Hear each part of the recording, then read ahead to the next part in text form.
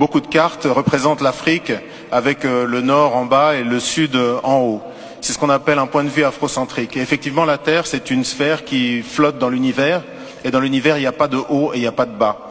Et moi, je considère effectivement que ce n'est pas anodin le fait qu'on ait choisi que l'Europe soit en haut et l'Afrique soit en bas. Vous devez choisir un point de référence. Le point de référence détermine en fait quelle partie sera la mieux représentée ou la plus grandement représentée et laquelle souffrira. Que l'Europe avait une proportion qui était presque comparable à l'Afrique, ou en tout cas une partie de l'Afrique.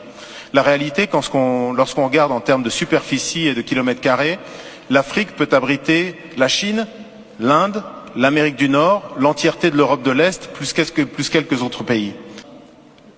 Lorsqu'on nous a parlé de l'Afrique, on nous a menti.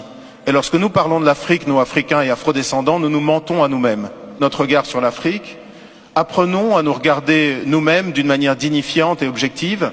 Apprenons à nous célébrer autour de notre valeur. Comment est-ce que cette femme qui est une artiste tellement consciente, tellement belle, comment est-ce qu'elle peut penser que notre histoire a commencé le jour où un blanc a posé le regard sur un noir? Un moment là où l'Afrique est obligée de se projeter dans le 21e siècle, à un moment là, elle est toujours un réservoir de croissance pour le monde entier et d'enrichissement à part pour l'Afrique elle-même. L'art occidental identifie les choses quand l'art africain s'identifie aux choses.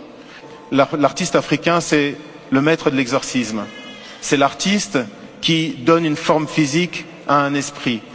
Tous les afrodescendants et tous les gens qui sont intéressés par l'Afrique et l'art et l'humanisme en général, de redécouvrir à travers cette approche qu'on pourrait qualifier peut-être de néo-existentialisme africain, existentialisme dans le sens que Sartre lui donnait, c'est-à-dire l'idée que l'existence précède l'essence, l'existence, c'est-à-dire les actes que vous posez, les choix que vous faites définissent ce que vous êtes. C'est exactement le défi que se pose à l'Afrique aujourd'hui, aux Africains, définir nous-mêmes ce que nous sommes, redevenir le centre le siège de notre propre pensée.